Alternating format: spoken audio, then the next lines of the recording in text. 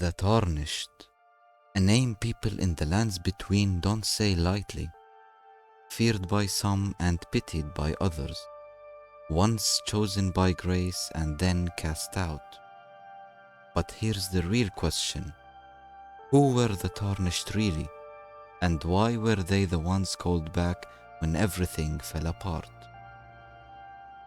This is how every Tarnished begins, not as a hero, but in the dirt, forgotten and dead.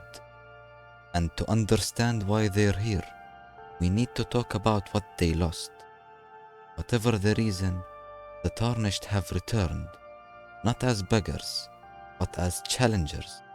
Some want glory, some revenge, and some are simply driven by fate.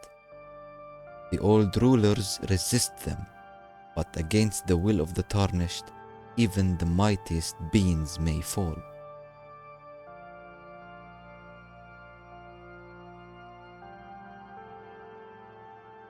Grace, the golden light of the earth tree, was more than power, it was purpose.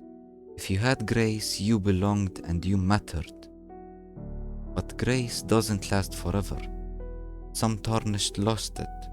Maybe they failed, or maybe they were no longer useful. Or maybe they were never meant to keep it. And when grace leaves, so does your place in the world. The Tarnished weren't one group. They were warriors, scholars, and nobles, and even ordinary people. Different lives, but the same fate. They were cast out and sent far away, left to die in lands that barely remembered their names. And the first of them, Godfrey, or as he was before, Horalu, he was the first Elden Lord and Marika's greatest warrior.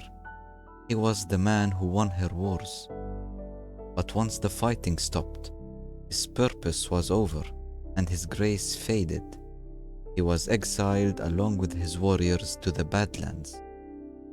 Now, when Godfrey lost his grace, so did they, and their bloodline would carry that loss. Those warriors and their descendants would one day be known as the Tarnished. That's what the Tarnished were at the start. Warriors without a war. Now you might ask, why bring them back? It's because Marika planned for this. She shattered the Elden Ring and she turned against the greater will, and before she vanished, she made one thing clear, that one day the Tarnished would return, not as servants, but as contenders. But when the world broke, the Tarnished were called home, not to save it, but to fight for it.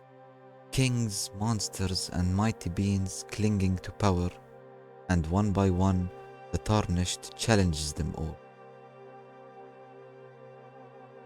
But this isn't a simple hero story, because power always comes with a choice, or as you might say, with great power comes great responsibility. Anyway, do you fix the Golden Order? Do you burn it all down? Or do you walk away and create something entirely new? Once, the Tarnished were cast out.